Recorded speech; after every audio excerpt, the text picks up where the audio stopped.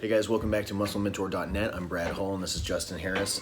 And again, we're taking some of the questions that we got on the social medias and answering those here. So Justin, what's the next one? Next one is psychological traits in clients and how it hindered or made dieting easier. You want to start? Yeah, I'll go. So I work with a lot of different demographics, not only competitors, but normal, I want to say normal people, but they're all very highly motivated and great clients. But one of the things I will say is, and maybe this isn't such a psychological trait, but usually if they have a background in accounting or something where they have to be very analytical and very precise and keep track of things, especially the way that I diet, and I think Justin does with kind of macro-based type stuff, they usually excel. And by excel, I mean they send stuff to you in an Excel spreadsheet. Like they are very thorough, they're very on top of it. They have that mindset of every little thing counts. And it does, at a certain point. In the beginning, you just need to make small, easy changes, eat better food, things like that. But I'd say that that type of mindset, the person who's attracted to that type of job or just in general, who they get up in the morning and they actually have a to-do list that's well thought out, not just I need to get stuff done. Mm-hmm. That's what my list looks like.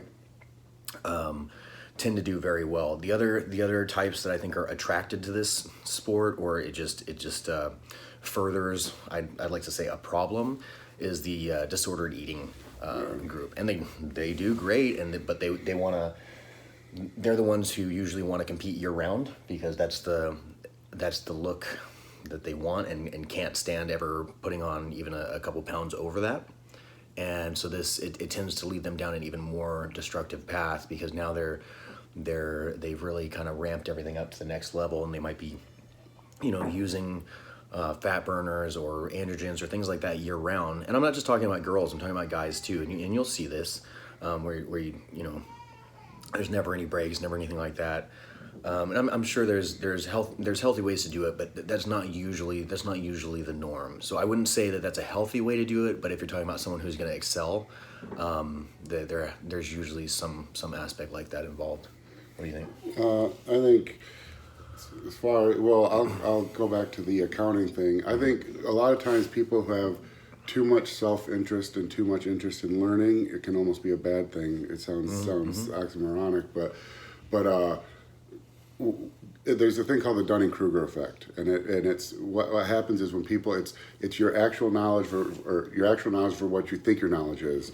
And so when you first learn a little bit about a topic, you think you know everything about the topic, and then as you learn more, you slowly realize how stupid you are about it until eventually it bottoms out, and then you really do become an expert. Mm-hmm. And that the thing is, most people when they're starting out in their first show or two, they're early on in the Dunning-Kruger effect, and they know very little. But it's also when your motivation is pretty much the highest. They know very little, but they think they know a lot, and so they tend to overthink everything and really overanalyze and overthink. And so going back to accounting, and the opposite of the Dunning-Kruger effect is you look at someone like Ronnie Coleman, who I'm not saying he didn't have an interest in understanding how the body worked or how nutrition worked, but he's gone on record lots of times in saying that when he wants the best people around him. So if it's something he's not an expert in, he goes and hires an expert. And speaking of which, he had a degree in accounting. Yeah, that's what I'm saying. Yeah. And so that's why he was the perfect bodybuilder, because he went and found Chad Nichols. Brian Dobson gave him a workout. Chad Nichols gave him a diet. He went and found the people to give to give him the right advice for that. And then he came from an accounting background, so he did everything to a T. Yep.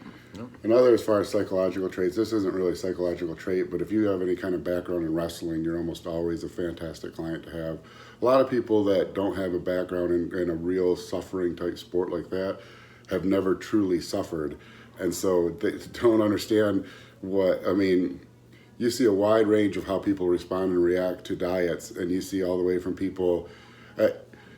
It's interesting because they think they're 3 weeks in a diet and they think they are the only human on earth who's ever suffered in this manner, and so what I always try to say is, and I go about, I don't know if this helps other people, but this would help me, is when they're in that mode and they think they're working so hard and no one else knows what it's like to deal with, I'll say there's thousands of people in the U.S. alone who compete every year, thousands of people, and have been doing it every year for decades.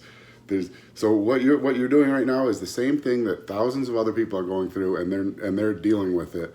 And so it's, to me that makes it feel like, wow, this isn't that special. I need to shut up and just get it done, because if this puts me in like the 50th percentile basically. If I can just survive this, that's not very high edge. I'm not Right. I'm not some suffering monk just being able to survive this. People do it every day, and Yep. so. And there's people starving in other places who can't even afford food. Without a choice. Yeah, but that's for me the idea of shut up. You're not that special. Lots of people are dying. Either deal with it or don't deal with it.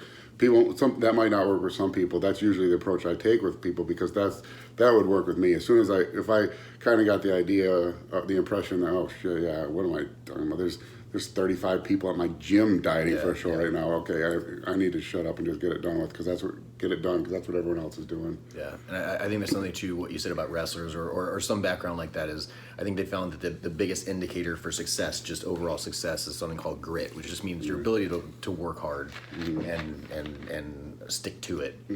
And that's something I Conscientiousness. Yeah, and I think I think what you see with especially a lot of guys who've wrestled, they just have that. I mean, these clients who usually have a background like that, they're the ones who you'll get an email back from that's just like, okay, like you get the check in, and then you send them their the next phase, and they're like, okay, and then their wife is the one who calls you and is like, yeah, so he's been passing out all day.